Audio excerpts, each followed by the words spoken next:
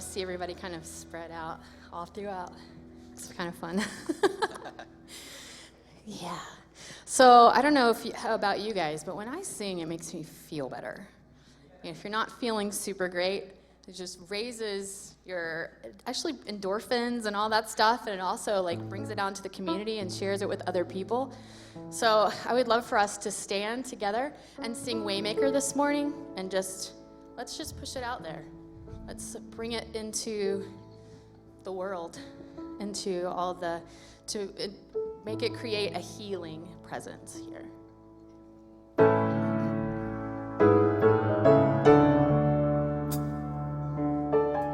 want you to sing out loud too, because I need help today.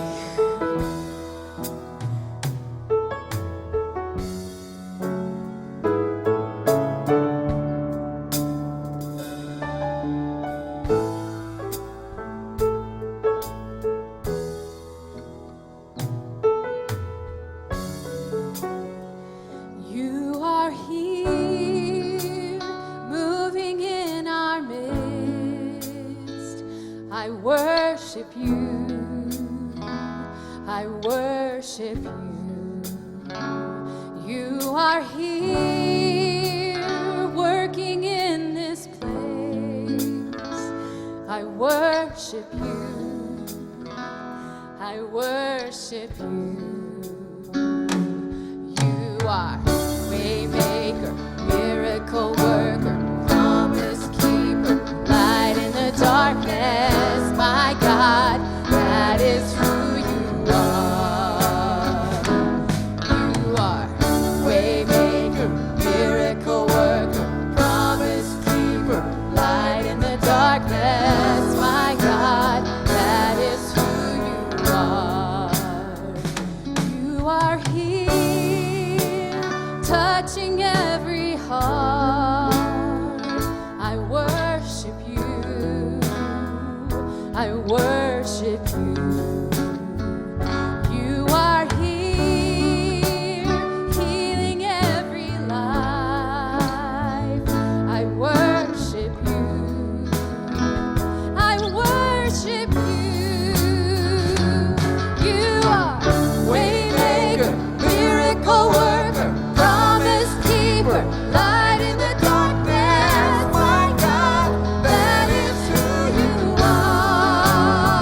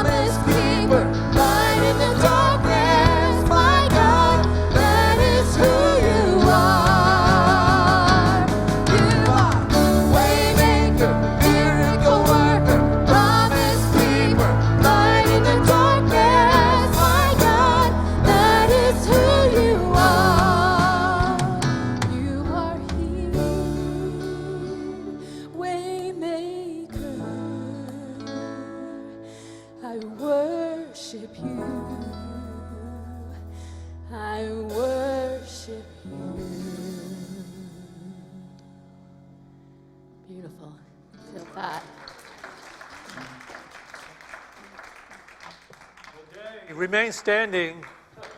Don't touch, don't hug, don't kiss. Just bring it to mind that we are all divine in origin. And at some point, we can become divine in expression. Say that with me. I am divine in origin. And at some point, I can become divine in expression. Okay, be seated. And turn the sound off on your cell phones so we're not interfered by the ringing or anything like that. You can still use your cell phones to text people and let them know you're here at Unity. And you're going to enjoy this beautiful, uplifting, mind-healing, life-healing service here at Unity of Boulder. I want to thank all the people that are joining us on live stream. We appreciate you tuning in. We want you to also send your energy to us so you can feel what we're feeling here, that there is joy and love right here where we are. And I want to thank all the Spanish-speaking folks that are joining us, that are here. We welcome you. Is there anybody here for the first time or from another Unity? Are you from another Unity anywhere? Anybody here for the first time? Okay. All right, as the tradition, I usually tell a joke. Today I'm giving the talk here as well. So instead of just telling a long, drawn-out joke, I'll tell a short one that reveals a truth. This Buddhist goes up to a hot dog vendor and says, "Make me one with everything on it."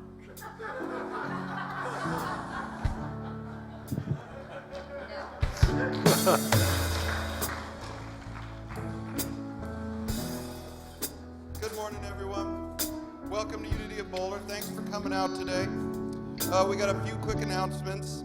Our Nia Jam, that was going to be our free Nia dance class next Sunday, it has been canceled, obviously due to all the COVID concerns. But we are still having our Equinox celebration this Thursday night at 8 p.m., led by Norma, where we're singing, dancing, and drumming. And if you have any seeds that you're planning on planting this year and would like to have them blessed beforehand, please bring them with you. Everyone's welcome to come to that. Following our service today, Jack will talk more about this. Him and Norma are going to do a little presentation of different natural remedies that you can use right now during this COVID situation that we're all in right now. So stick around for that immediately following this service. And we'd like to let you know one of the reasons we decided to stay open was we were in a group phone call on Friday with Governor Jared Polis, and it was all our ministers and ministers from all over the state were invited into this phone call, and he urged us to stay open. So yeah, I agree. He urged us to stay open for the sake that people need a place to go.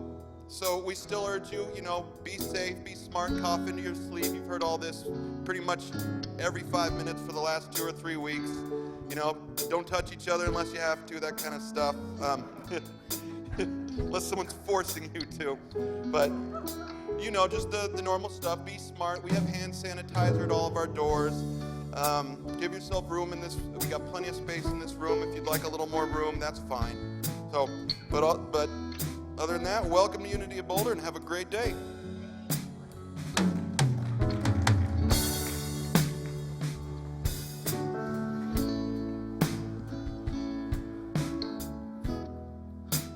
Let's just take a couple of moments to tune into and pray meaningfully, becoming aware.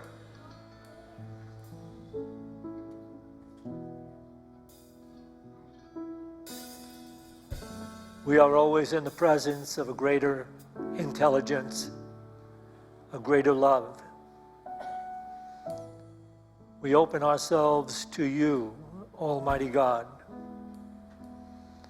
that we may recognize your presence and bring forth that representation of divine love in all of our relationships, and especially to understand it and embrace it within ourselves.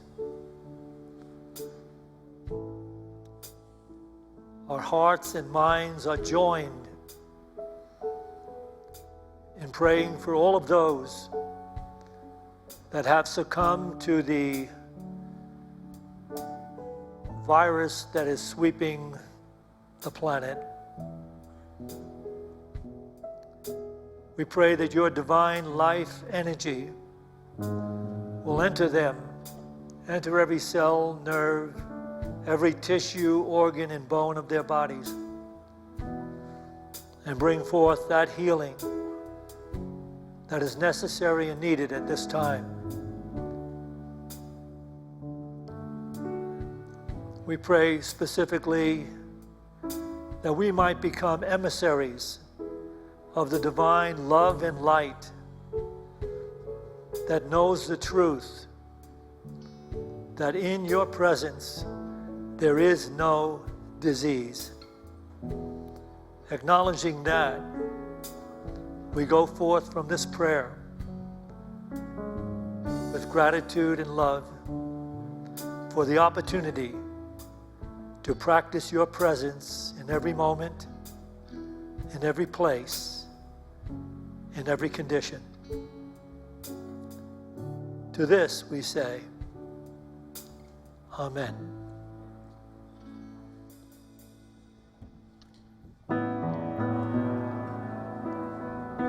Please sing along with us.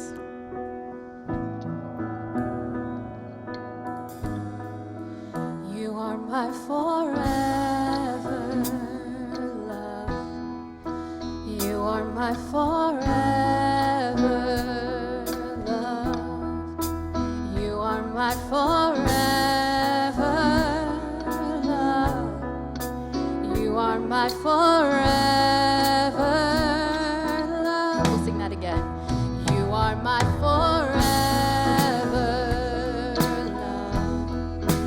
You are my forever love. You are my forever love.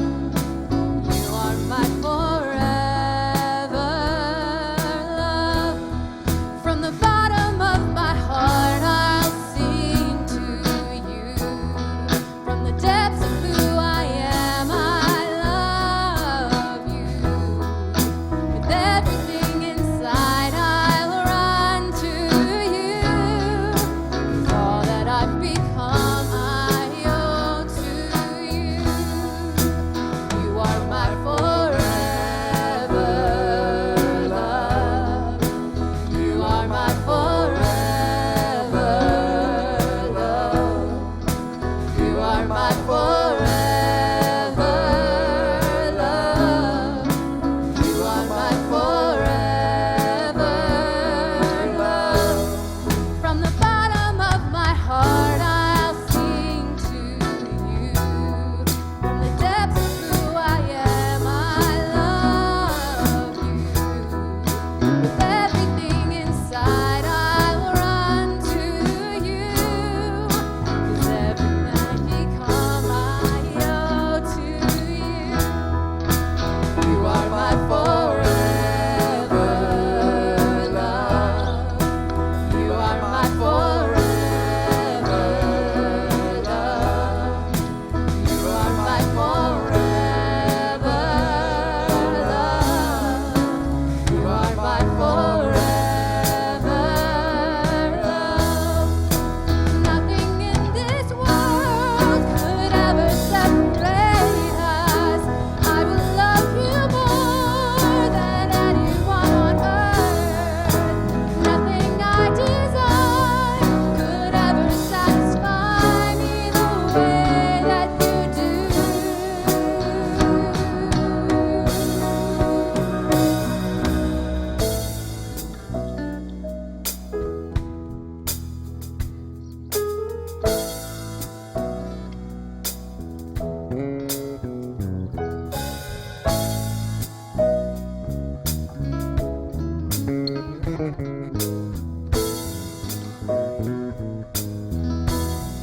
From the bottom of my heart, I'll sing to you. From the depths of who I am, I love you.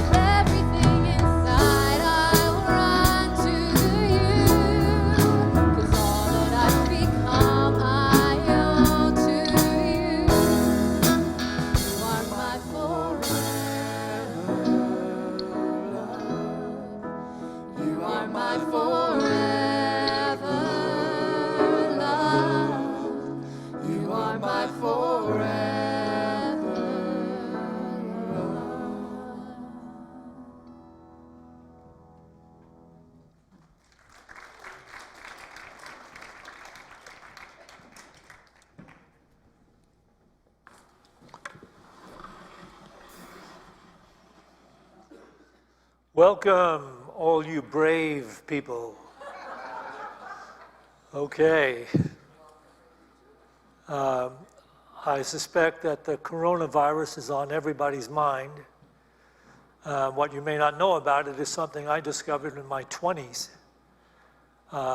If you drink enough Corona beer,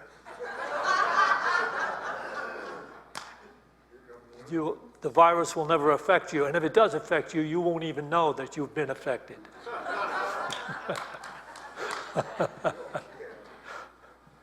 Okay, well, this week I spent the week talking to lots of people from Unity. And I guess the big question came from one person. I think this kind of takes in all the people in Unity, what they might be thinking. And the question was, should those of us who are practicing the truths of Unity give any attention to the coronavirus, knowing that by giving it attention, we give it power, and that is giving it power over us. And I answered that by sharing a true story that I shared with a number of people this week. Baba Ram Dass, who was a popular guru, he's an American guru, and he was popular about 4 decades ago. And he came out of the whole psychedelic New Age movement. He was involved with Timothy Leary, who was the father of initiating the LSD experience for so many people in the United States and the world eventually. And Ram Dass, he did a lot of the drug testing and things like that, but he got involved in wanting to be a spiritual seeker. So he went to India and he found a guru in India. And that guru in India was really one of these divine beings who was really expanded in the belief of one's divinity if one could only open their mind to it. I think that his guru in India actually believed in levitation and things like that. But the one thing that he drove home to all of the people that were at the ashram that Baba Ram Dass was staying at and studying, he drove home the idea that anything you see outside yourself that you fear is an illusion, and that you shouldn't give it any power whatsoever. Now, Ram Dass, part of his duties at the ashram was to go out into the village and buy the vegetables that they needed for a couple of days for the food that they had at the ashram. And so he'd go out in the evening to do this. But as it turned out, there was a man that owned an elephant, and that elephant was hired to do some log moving on a construction site that was taking place a little distance away from the village. So the man would have his elephant down there working, moving all these logs and doing the work he was paid to do. But in the evening, when the work was over, the man would just turn the elephant loose, and the elephant would run back to his home, back to where the guy lived, and the guy would later on catch up to him. So he would turn this elephant loose, but this elephant would run through the marketplace. Now, that marketplace was on a very narrow street, about as narrow as this center aisle right here. And on either side, they had vendors sharing and selling food and things like that. Well, on occasion, Ram Dass would go out to the market, and while he was out there, this elephant would come charging down this narrow street. And Ram Dass knew that part of his practice was anything he sees, he shouldn't be afraid of because it's an illusion. But he said, in reference to this elephant charging down that narrow street, he always ducked into a doorway. And I want to give that illustration in relationship to the coronavirus.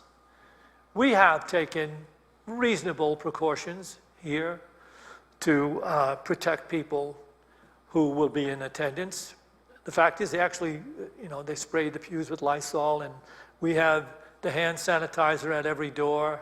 For those of you that want to, feel overly concerned and you want to put some of that on your hands and things like that.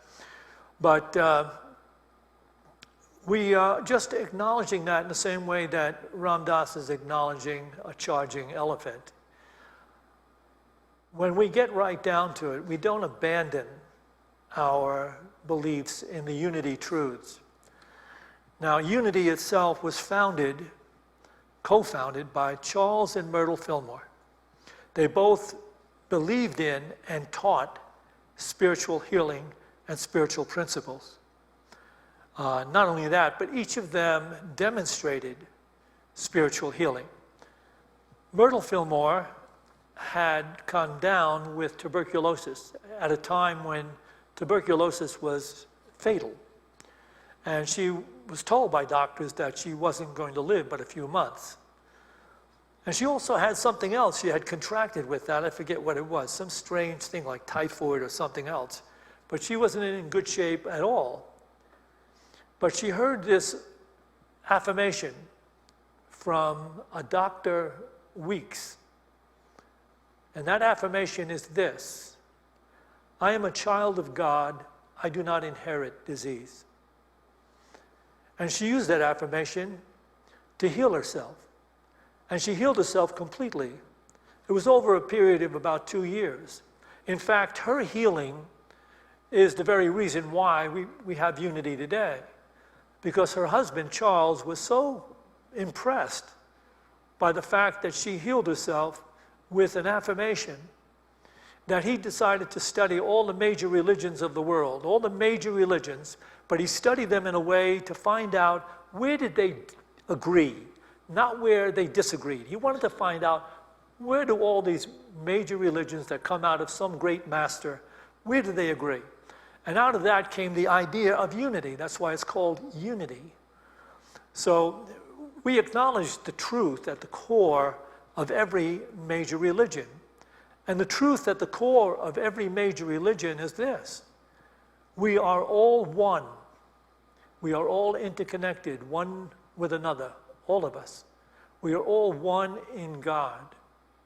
And so Myrtle healed herself using an affirmation, and Charles, when he was a young boy, 10 years old or so, he fell off the back of a horse-driven wagon, and he injured himself in such a way that his one leg atrophied and didn't grow after that. So he walked with a limp. And as the years went on, he got into the work with Myrtle and studying these religions, and got into the work of the mind and the power of the mind to bring spirit forth into healing. And he used in affirmations, a number of affirmations, to try to re-energize his leg and bring life back into it and possibly grow his atrophied leg. And at the end of his life, toward his years, at the end of, he lived to be 93, but in his 70s, people admitted, they agreed that he was no longer walking with a limp. So they attributed that to the fact that he used all these affirmations to re-enliven his leg and get it to grow. And that's another one of the great unity stories. And there was one dissenting person that knew him. That person said that none of the affirmations he used did anything to his bad leg. In fact, he inadvertently affected his good leg to shrink.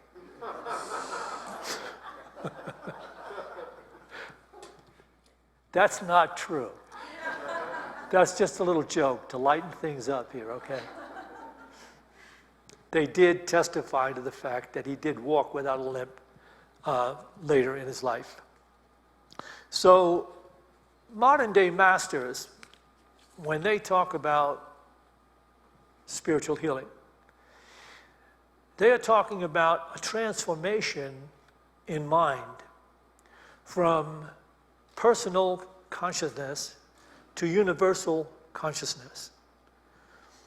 And in talking about it, they talk about the necessity for us to involve ourselves in spiritual practice, for in fact, universal consciousness is our destiny.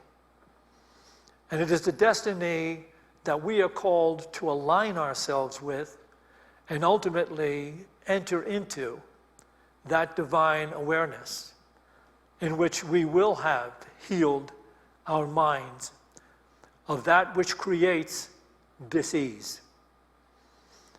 This is, if people haven't been in this for a while, if you're new here today, this might be very new to you. But the fact is, down through the ages, the masters have believed that the world and the thinking of the world from its inception is flawed. We were born into a false definition of life, or you could say a limited definition of life, because we were born and raised and educated by people who believed we are strictly these separate physical bodies that in time develop a separate personality based upon the beliefs that we have taken in and that we live by. So that is the initial concept and definition of life. We grow up trying to figure out how to live life as effectively as we can in a positive way, to do good things and have good things occur in our experiences, but we're doing it from a flawed concept. That concept is limited to the idea that I'm a separate body-mind in a world of separate other body-minds, in a world of separate phenomena that doesn't necessarily have any regard for me and what I think. Listen to that. We grow up believing that we live in a world of separate phenomena that doesn't have any regard for me or what I think. The transformation we're talking about takes us from that concept and definition of life to a universal awareness that says, indeed, you are interconnected with everything that appears to you in your life. You are interconnected to it. And by your thoughts and by your feelings, you are affecting everything that appears to you in life. And at some point, when you take to task your own awareness, you ultimately will recognize this truth.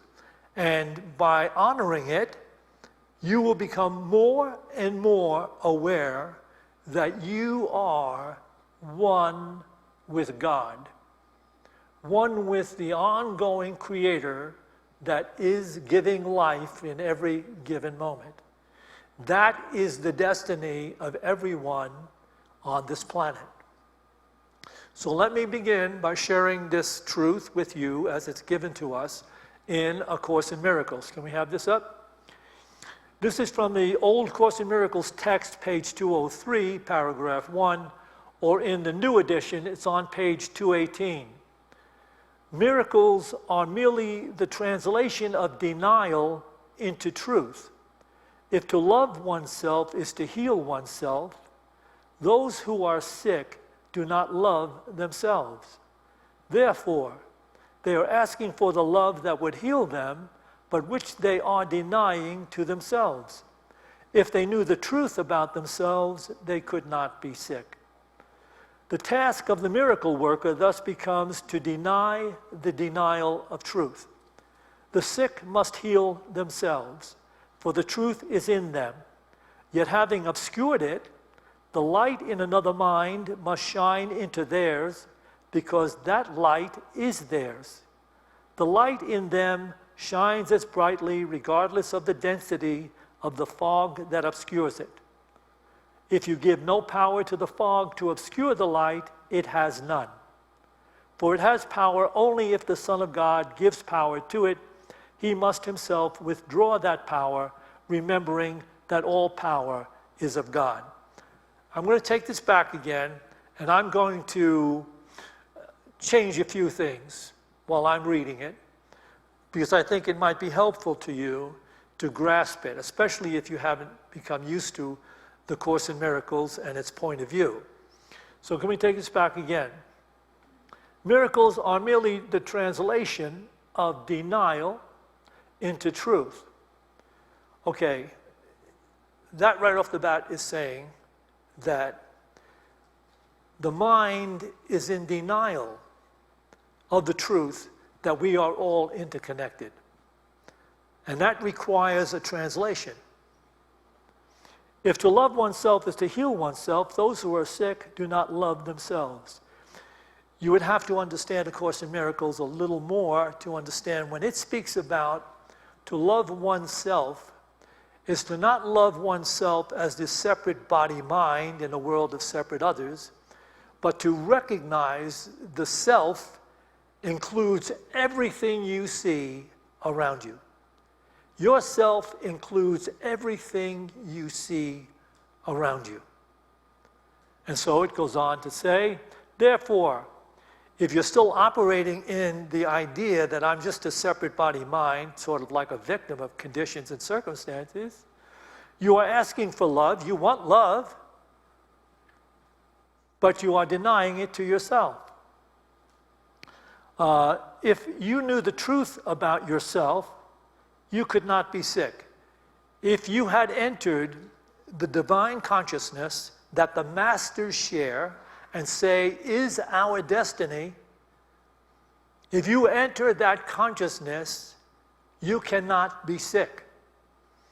Because sickness is the outpicturing of an illusionary concept of being strictly a physical body that is subject to all these intrusions and incursions from things that are but illusions. Can we take the next slide, please? The task then of the miracle worker, which is what you will become, because you will have to enter the state of mysticism in order for you to experience what is being shared here. You see, the three-dimensional consciousness, we'll call it mystical, woo-woo mysticism. But you see, it cannot be so when at the heart of every major religion, and the person that literally that religion came out of, offered these truths. So here it is. The sick must heal themselves, for the truth is in them. At the core of your being, you can know you are one with everything you look upon, and affecting it by what you think about it. Yet having obscured it, the mind, the limited idea and interpretation of life, obscures the light that is at the core of your being, and another mind must shine their light into yours to awaken the light in you. Or, right now, if you're willing, that's exactly what's happening. If you're open and receptive, and you're not shut down with the idea, oh no, how can this be so? Can I have lived in this illusionary idea of life for so long and not really recognize? But I am sharing with you what the masters down through the ages share. You are made in the image and likeness of God. You are divine in your origin, but you are not yet divine in expression because you have been conditioned to believe an illusionary concept of life. So we'll move on from there. You are the Son of God.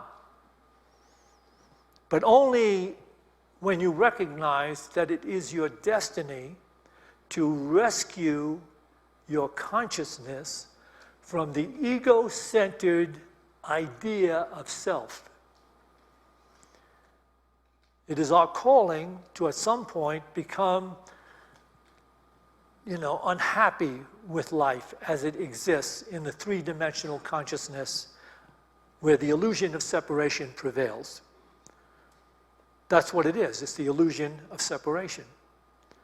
And if you look at it, honestly speaking, you will see that the underlying error, the underlying sin of all sins, the cause of man's inhumanity to man, how could anybody do this to other people? How could somebody poison rivers for his own personal profit? How can somebody shoot up a bunch of people? How can that happen? It can't happen, could never happen, should never happen, unless there is the illusion that I am separate from that which I am looking upon. As long as I believe in that separation so totally and completely, I take out my anxiety, my anger, my fear on what doesn't appear to be myself, but you can't escape it because it is only yourself. And your soul pays the penalty for the illusion that you continue to live in, honor, and embrace.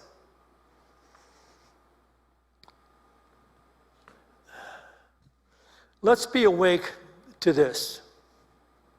Just be awake to this, okay? Just say, this is possible.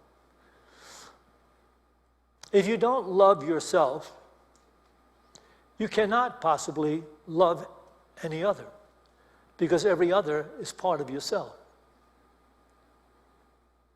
So when somebody says, we have to love ourselves, they're not talking about your limited interpretation of self being this separate personal body-mind that is out there ever following its personal expectations to get fulfilled. It's not talking about that.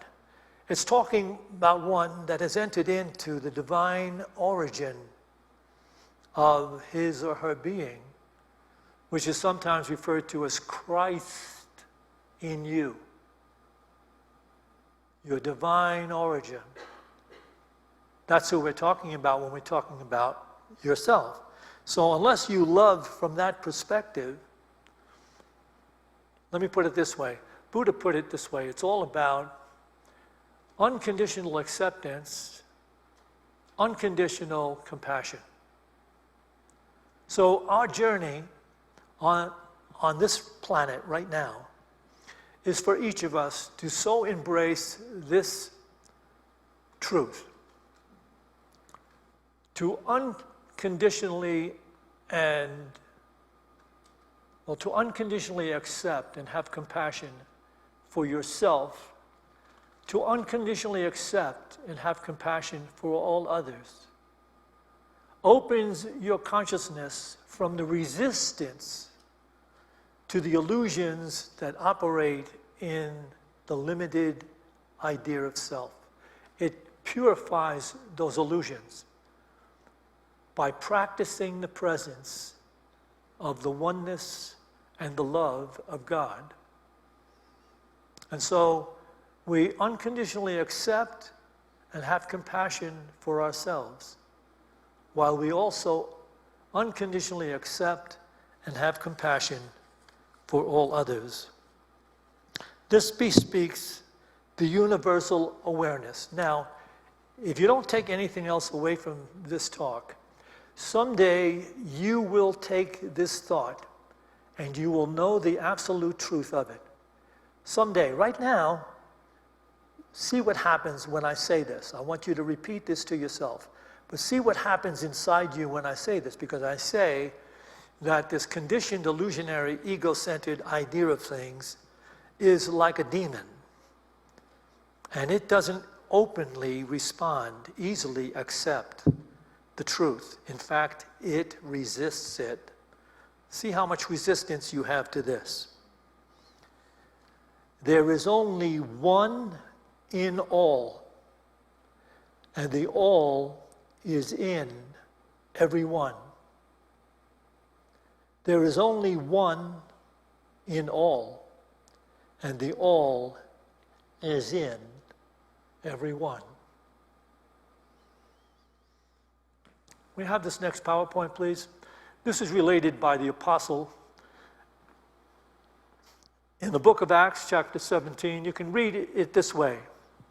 The God who made the world and everything in it, being Lord of heaven and earth, does not live in shrines made by man, nor is he served by human hands, as though he needed anything, since he himself gives to all people life and breath and everything.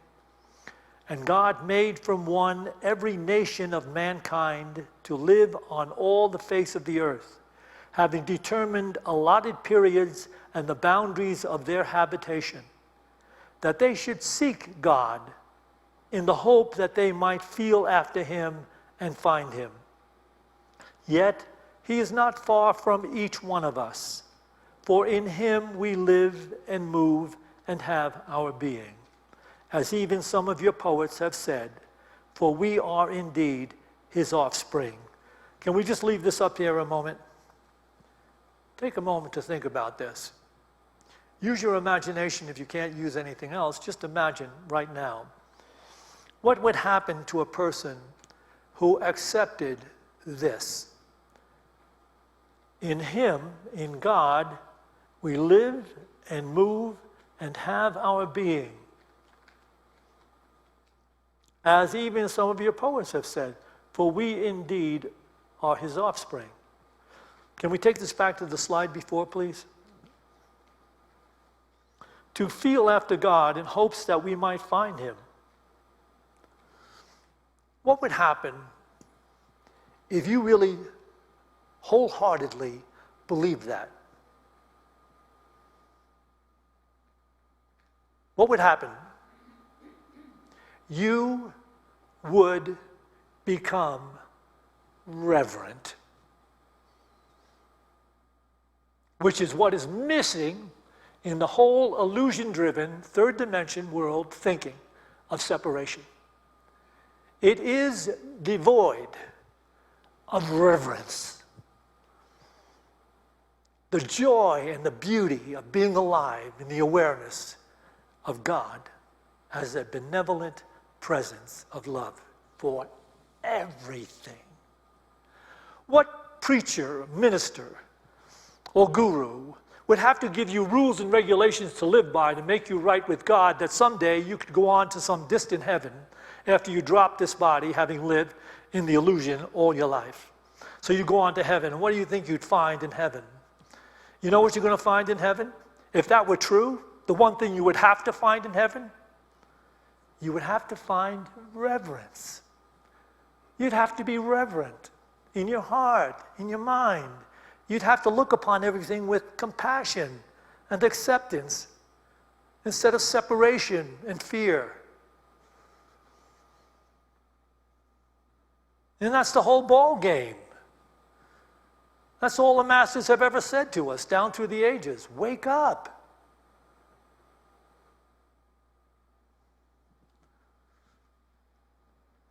So if you believed wholeheartedly, you would already be living in a state of reverence. Some people call it grace. This is not accomplished by the volition of the ego. The ego cannot make love. Did you know that? It cannot make itself love. It can pretend and try all this manipulation in order to try to woo somebody into the idea that I am loving you. And no, the ego can't make love. You know where love originates?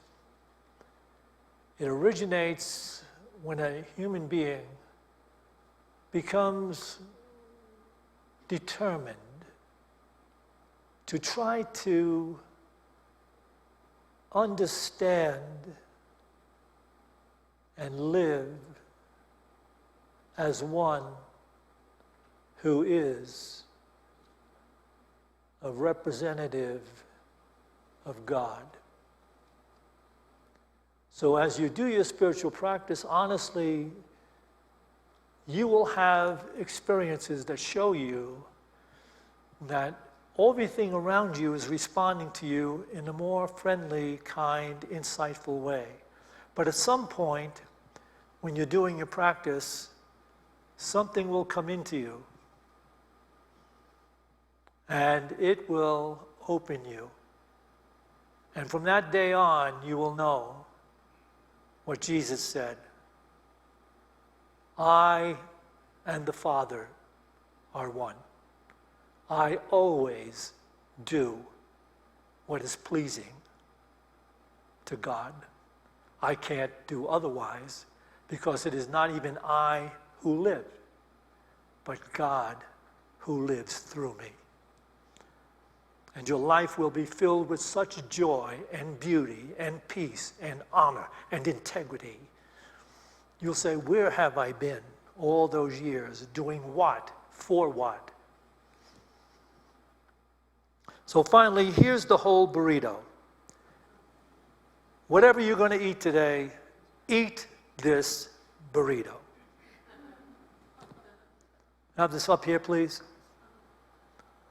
This is a Course in Miracles workbook, lesson 140, paragraph 4. At 1 mint heals with certainty and cures all sickness. For the mind which understands that sickness can be nothing but a dream is not deceived by forms the dream may take.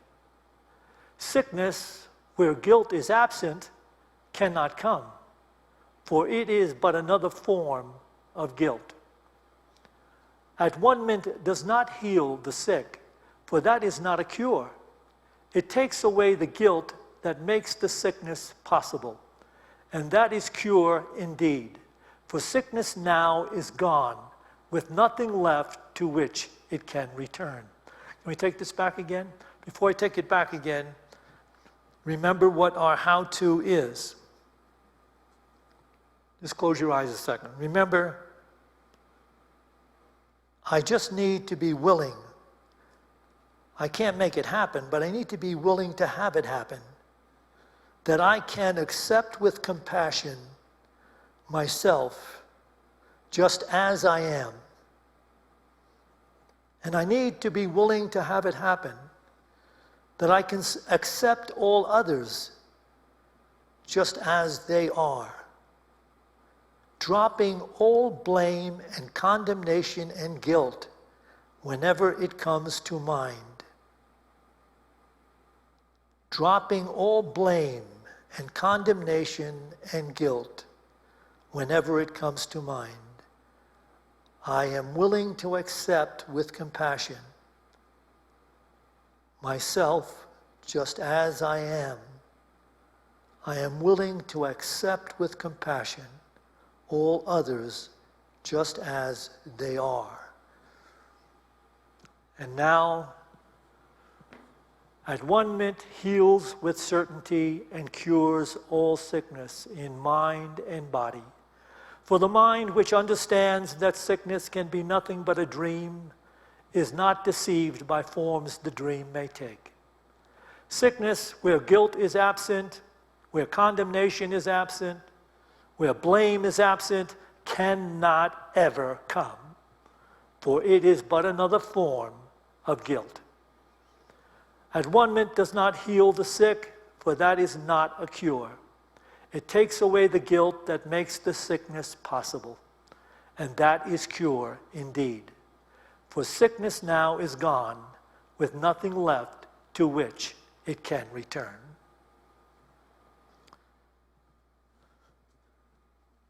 Here's a thought about our daily yoga. To enter into the practice of the presence of God, we have to be able to pause. In other words, are we awake enough to pause? Can we catch the mind when it is entertaining limited negative thoughts and feelings? Can you stop and say, oh, why am I thinking that? Why am I feeling this way? And go deep and ask yourself, what am I thinking right now? Why am I thinking that? So you have to be able to pause. You can't just react. Because you react, you're operating from the illusionary concept of yourself being separate, and somebody else deserves a comeuppance. Somebody else needs to get it right because something is wrong. Somebody's creating a problem, but it's not me. The fact of the matter is you're not in the process of healing right that way. If you're able to pause and go inside and realize, I don't need to be thinking that. I just would rather have peace. What would bring peace? If you ask the question honestly, you'll be answered. Here, just be quiet. Don't resist, don't fight, don't fear, don't run. Just let go. Do you want peace? Don't blame. Don't look for revenge. Don't try to get somebody fixed up or right with. Just let it go. Be still and know the truth of God. You want peace. You want healing. You want compassion. You want love. That's what we want. then allow it to be so. You have to be able to pause to do that. If you're still reacting to everything that takes place around you as though it's an affront against you, it's an intrusion on you, if you're still reacting that way, that's okay. Just be awake in it and find out how you feel doing that over and over and over again, and see how your life does not fulfill you at all. So you might take this to task. So when you pause, you might even say something like, only the ego blames and finds fault, denying divine wholeness, forgiveness, and peace of mind. Only the ego blames and finds fault, denying divine wholeness, forgiveness, and peace of mind. And then finally affirm this mantra. You all probably know it by now. God is love. Love is life. I am God's life. I am. I am. I am. Breathe in the I. Breathe out the M. Let's do that as a meditation now. Just get still, relaxed.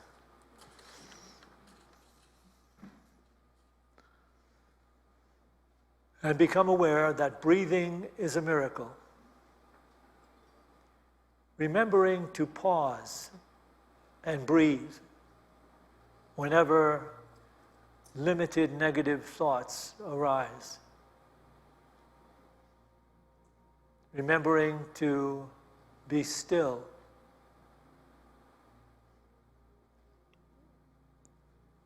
Is a healing mantra.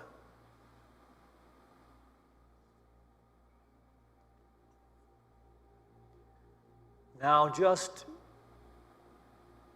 imagine your breath as a golden etheric light. And as you breathe in, it fills your body from the tips of your toes to the top of your head. And as you release your breath, release it through the pores of your body, releasing the light into the world. Breathing in the refined golden light of life. It filling your body from the tips of your toes to the top of your head. Releasing the light into the world. Breathing in the refined golden light of God. It filling your body from the tips of your toes to the top of your head. It dispersing all the shadows in the cells, all the seeming dis-ease in the cells and the body and the bones and the blood, and healing everything it touches as you release the light. Breathing in the refined golden light of healing love. It fills your body from the tips of your toes to the top of your head. You are feeling buoyant and free, knowing now you are a son or daughter of a living, ever-present God. And the words that come down through the ages move and become the foundation of your awareness. You are the light of the world. Let your light so shine in all that you do that others may recognize the presence of God and glorify God in their own lives.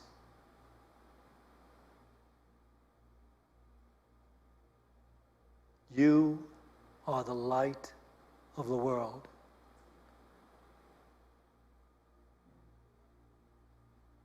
To this we say, Amen. We will take an offering for unity now. And following the offering, Norma and I will share a couple of alternative remedies that you can use to insulate your physical body from the coronavirus.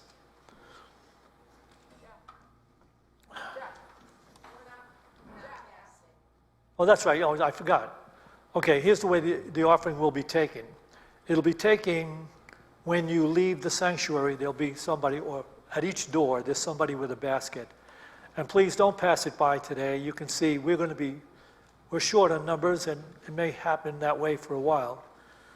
So we still need to operate. If you're getting something inspiring out of what we do here, then take care of it. We're still in the world. We still have to pay our way in the world. Okay, right now then, are you guys going to play another song? You have another one? We'll play a song, and I'll set up for giving the presentation of the alternative remedies.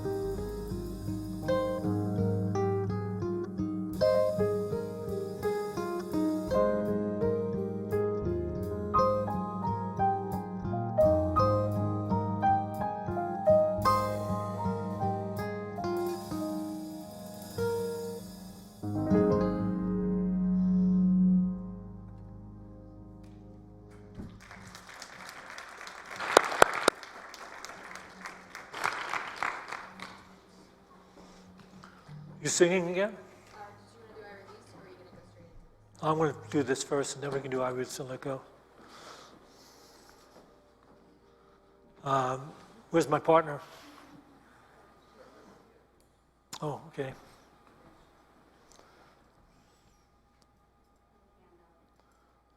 Okay, we can hand them out, yeah.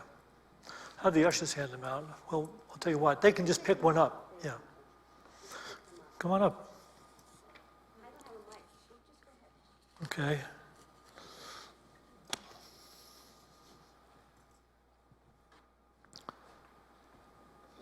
What I'm sharing with you right now is not shared from a perspective that this is going to heal you and protect you from, any other disease, because I'm not presenting it in such a way that we could be sued. What I'm sharing with you is what Norma and I do in order to ward off disease and then heal it if something comes into our physical experience. Edgar Cayce, the most documented sleeping psychic clairvoyant, who was capable of doing things that very few human beings have ever been able to do. He was a miracle worker, and in his readings, he said that if you keep your body alkaline, you will keep yourself from getting any kind of illness or disease. You have to keep your body alkaline. And one of the ways that he said to do that is every morning you take a lemon and you slice a quarter of the lemon and you squeeze it into a cup of warm water. Really squeeze it and get a lot of the lemon in there. And you drink that in the morning. And of late, what I am doing and what Norma suggested to do is when I get toward the bottom of this, I put a drop of automodine in it and I swig it down real fast. Don't do that. Do the drop of Tomodine in pure water, not the lemon. I don't do the lemon, Jared. I don't know where you got it. Okay, I know, but I do. So she gets her drop of automodine in pure water. I get mine in my lemon drink. Okay. The other thing that you probably heard of here around Unity is this stuff called thieves. This is made by Young Living. They manufacture this and they make it and they sell it. And they make a bunch of healing oils. And thieves is one of them. Thieves supposedly originated back at the time when we had the plague. And at the time of the plague, and as I understand it, 80% of the people died because of the plague. But the gypsies in that area did not ever die, and they would loot the bodies of the dead. They would take their valuables. And they were able to do this and not contract the plague because they would take this ingredient that we refer to as thieves. You can understand where we got the name. Thieves. They would put it into a handkerchief and they would tie it over their face and mouth, and they would go and loot the bodies of the dead. And supposedly they never got the plague. So anyway, with that, Young Living makes this particular product, Thieves. And Norma and I use this whenever we feel something coming on or something in the air, or somebody's around us that has a cold or looks sick or is sick. I will use it when I go to the hospital to visit people in the hospital. And sometimes when I pray with them, I'll take their hand and everything. But when I leave, the first thing I do is I take Thieves like this. I put a couple of drops on my wrist. I rub my wrists together like this. Take my wrist and I put it on the temple of my head and rub the Thieves into my temple. Be careful you don't get it in your eyes, on your temple. And then I take some, and you don't have to do this, but I do this. You don't have to do this because you may not have a mustache. You have a mustache, you can put a little Thieves right here so that you're always breathing it. But it's not necessary. This is what I've just showed you. And if you have the opportunity, if you know something is going around, you can take Thieves and put it on the bottom of your feet. And your body will absorb it. So you put it on the bottom of your feet and your wrists and the temples. Norma does this, puts it under her neck, right here, whenever she feels something is in the air that she doesn't want to catch. So that's what we do. We use that in that way. And in fact, if you go on an airplane these days or going to be in any kind of crowded situation, you really do want to take some Thieves, put it on your wrists, put it on your temples, and so that you will ward off. It will actually repel, destroy, and you know it by the smell of it that it really is not going to deal with anything alien. It is what it is. And so it's believable that these gypsies actually did use this stuff to ward off the plague. Okay, along that line, we also have Inspirol. Inspirol is it's made by people that understood the Casey work, and it was recommended by Casey. If you have even a cold and you have congestion in your lungs, you can use Inspirol. You shake the bottle, and you take this tube, you put it in, not in the liquid. You put the tube in your nose or your mouth, and you breathe in the vapor that it creates in the bottle. You breathe in that vapor, and it will, in a time, not a very long time, clear your sinuses and clear your lungs.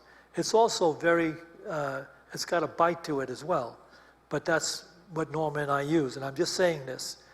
I'm not prescribing this for you. I'm saying Norma and I use this, and it works for us. We used it on our children as they grew up. So they have very seldom ever been to a doctor, and when they were taken to a doctor, it was done to a homeopathic doctor. So that's that. Now with thieves,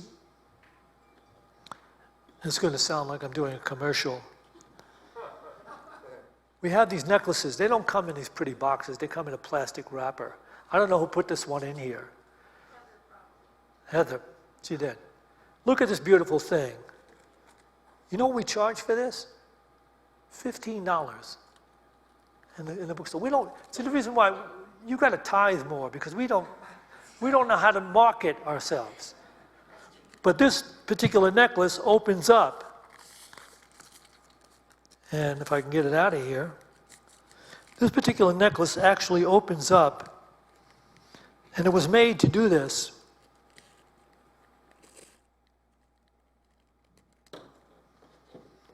It was made to do this. I don't know if I can get it open here.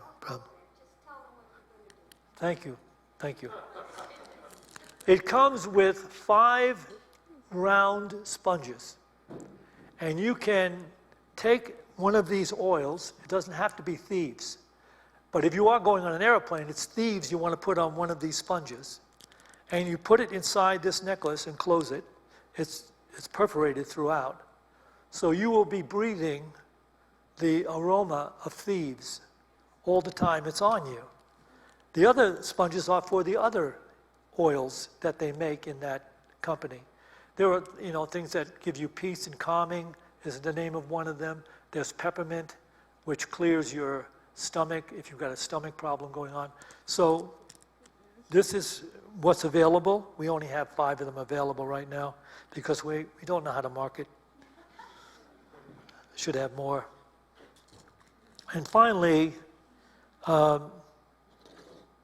if you do come down with something like a virus, a flu, and you want to get rid of it, here's what Norma and I do to get rid of it these days. We take oregano, which isn't very expensive, and you want to be careful with this stuff. Take oregano. Be really careful with it. I said be careful not to get thieves in your eyes. Don't ever even rub your eyes if you're dealing with it. Don't ever touch your face for 6 months. This stuff is really potent. But if you want to kill everything that doesn't belong in your body, you take 4 drops of this in water and you drink it every 3 hours. 4 drops of oregano in water. Let me tell you, it's the worst thing you will ever do to yourself. But if you do that every 3 hours, you will eliminate every virus and, in fact, all of your flora in your colon will be destroyed. That is why you must, 2 hours after you take oregano that way, you must take probiotics. Absolutely. Don't leave here thinking about the oregano. Don't do that unless you say oregano probiotics, oregano probiotics. Because if you try it without probiotics, you can come up with something even worse than the flu. It means, Died because somebody told me to take 4 drops every 3 hours, and then a week later they told me, be sure you take the probiotics. By then, right. so the probiotic is really important. But I did it with the flu overnight. Okay. That's it. That's what Norma and I do, involving the kinds of things that we run into in the world. We did it with our children. They seem to be all doing very well. So now I'm just opening it up for questions. I'm not going to spend a lot of time. This is not a seminar, but I will take some questions if you're interested. And we have a paper up here that has to do with how to keep your body alkaline. Let's do the ending song first. Do we have an ending song? Yes. Well, okay, but I don't want them to walk out of here without putting something in the basket. All right? You're on the honor system then. Okay. Let's all just share in the ending song you want to do. By the door? Yeah, we have baskets by each door over here. So I'll tell you what, let's take our offerings out and bless them, and then we'll do our closing song.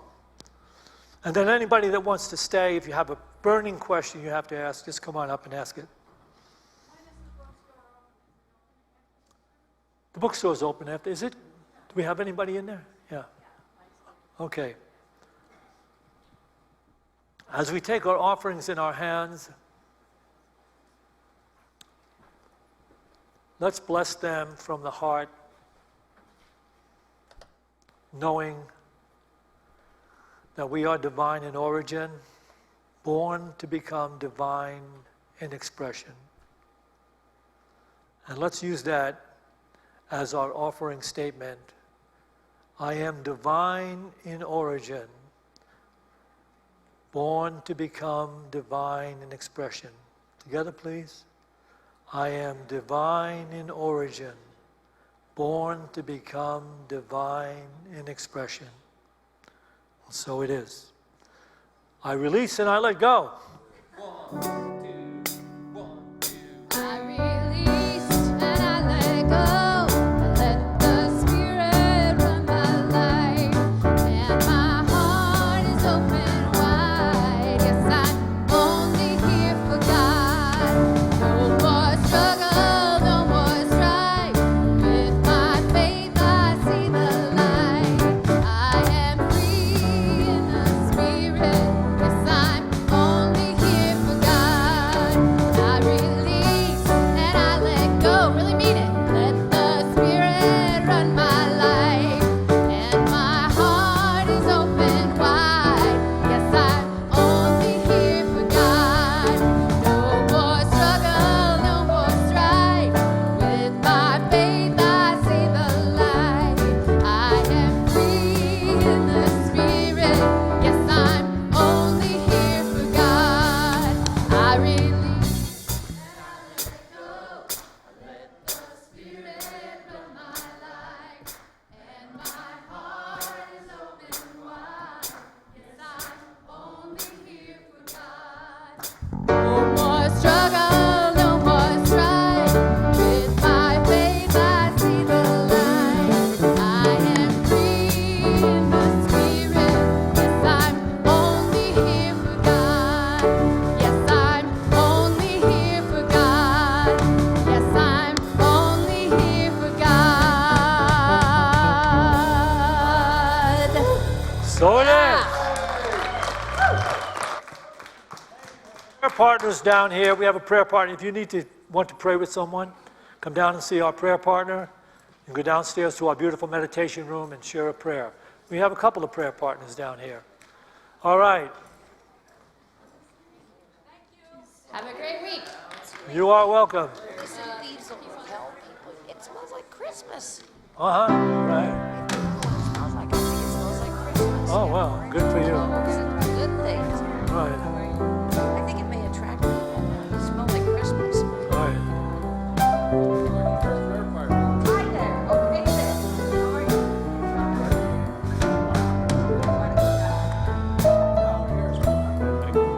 you? You are welcome, Dave. Gotcha. I really miss your walks. All you have to do is get up early. Yes, okay. Oh, yeah. 9 o'clock. I'm there every night at 9.